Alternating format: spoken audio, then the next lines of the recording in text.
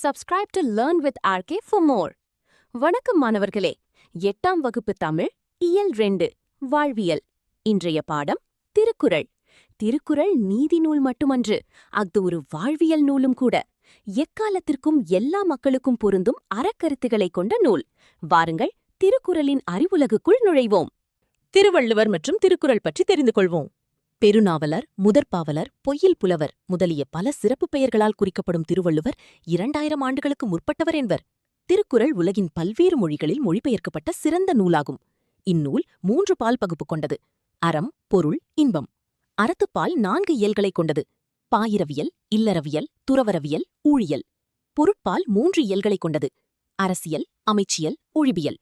இன்பத்துப்பால் 2 இயல்களைக் கொண்டது: களவியல், கற்பியல். முதல் தலைப்பு நடுவு நிலைமை. குறள் 1.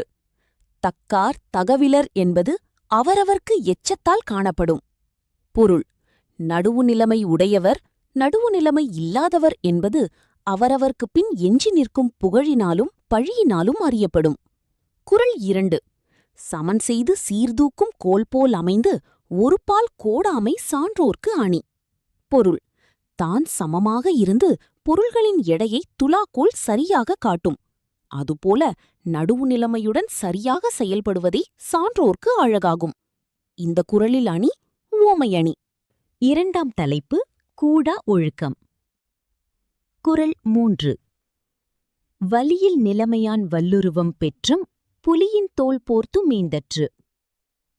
பொருள்: மனத்தை அடக்கும் வல்லமை இல்லாதவர் மேற்கொண்ட வலிய தவக்கோலம் புலியின் தோலை போர்த்திக் கொண்ட பசு பயிரை மேய்ந்ததைப் போன்றது.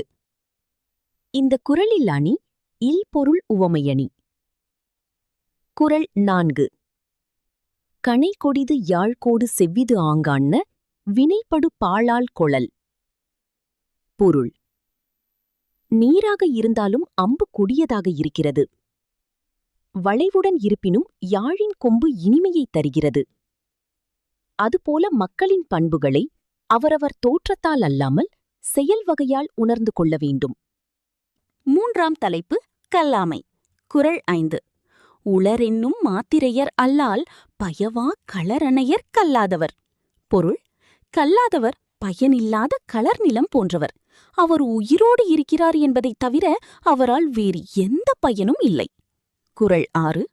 விலங்கோடு மக்கள் அணையர் இலங்கு நூல் கற்றாரோடு ஏனையவர். பொருள்: கற்றவர்க்கும் கல்லாதவர்க்கும் இடையே உள்ள வேறுபாடானது மக்களுக்கும் விலங்குகளுக்கும் இடையே உள்ள வேறுபாட்டிற்கு இணையானது. மாணவர்களே, கல்வியின் முக்கியத்துவம் புரிகிறதா? நாமும் நன்றாக கல்வி கற்போம். 4ஆம் தலைப்பு குற்றங்கடிதல். குறள் 7. வரும் முன்னர் காவாதான் வாழ்க்கை எரிமுன்னர் வைத்தூறு போல கெடும். பொருள்: பழிவரும் முன்னே சிந்தித்து தம்மை காத்துக்கொள்ளாதவருடைய வாழ்க்கை நெருப்பின் அருகில் வைக்கப்பட்ட வைக்கோல் போர் போல அழிந்துவிடும். இந்த குறளில் அணி உவமை அணி. குறள் 8.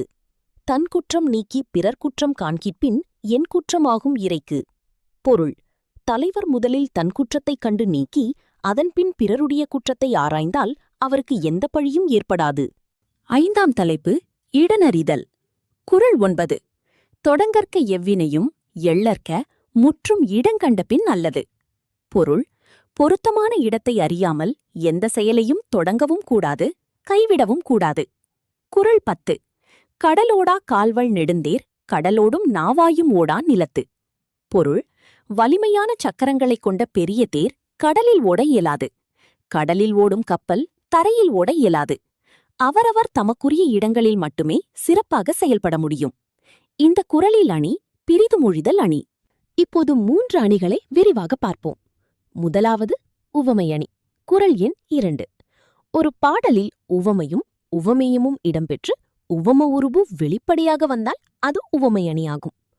பொருள்களின் எடையை துலாக்கோல் சரியாக காட்டும் என்பது உவமை. சான்றோர் நடுவு நிலைமையுடன் செயல்படுவர் என்பது உவமேயம். போல் என்பது உவம உருபு. எனவே இக்குறளில் உள்ளது உவமை அணி ஆகும். 2வது இல்பொருள் உவமை அணி. குறள் எண் 3. உலகில் இல்லாத ஒன்றை உவமையாக கூறுவது இல்பொருள் உவமையணி ஆகும். புலியின் தோலை போர்த்திக் கொண்ட பசு என்பது உலகில் இல்லை. அதனை உவமையாக கூறுவதால் இக்குறளில் உள்ளது இல்பொருள் உவமையணி ஆகும். 3வது பிரிதுமொழிதல் அணி. குறள் எண் 10. உவமையை மட்டும் கூறி அதன் மூலம் கூற வந்த கருத்தை உணர வைப்பது பிரிதுமொழிதல் அணி எனப்படும். நிலத்தில் ஓடும் தேர் கடலில் ஓடாது, கடலில் ஓடும் கப்பல் நிலத்தில் ஓடாது என்பது உவமை. எவரும் தமக்கு பொருத்தமில்லாத இடத்தில் வெற்றி பெற இயலாது என்பது குறிப்பாக உணர்த்தப்படுகிறது. எனவே இக்குறளில் பிரிதுமொழிதல் அணி இடம்பெற்றுள்ளது. மாணவர்களே, 10 குறள்களின் சாரத்தை ஒரு நிமிடம் திரும்பி பார்ப்போம். நடுவு நிலைமை. நேர்மையாக வாழ்பவரின் புகழ் நிலைக்கும். சான்றோர்க்கு நடுவு நிலைமையே அழகு. கூடா ஒழுக்கம். உள்ளத்தில் அடக்கமில்லாமல் வெளியில் தவக்கோலம் கொள்வது பயனில்லை. மனிதரை தோற்றத்தால் அல்ல, செயலால் அளவிடு. கல்லாமை. கல்லாதவர் வாழ்வது மட்டுமே புகழ், வேறு பயனில்லை. கற்றோர்க்கும் கல்லாதோர்க்கும் உள்ள வேறுபாடு மிகப் பெரியது. குற்றங்கடிதல். பழிவரும் முன்பே தம்மை காத்துக்கொள்வது அவசியம். தன் குற்றம் முதலில் நீக்கு, பின் பிறர் குற்றம் பார். இடனறிதல். சரியான இடமறிந்து செயல்படு. அவரவர் தமக்குரிய இடத்தில் மட்டுமே சிறப்படைவர்.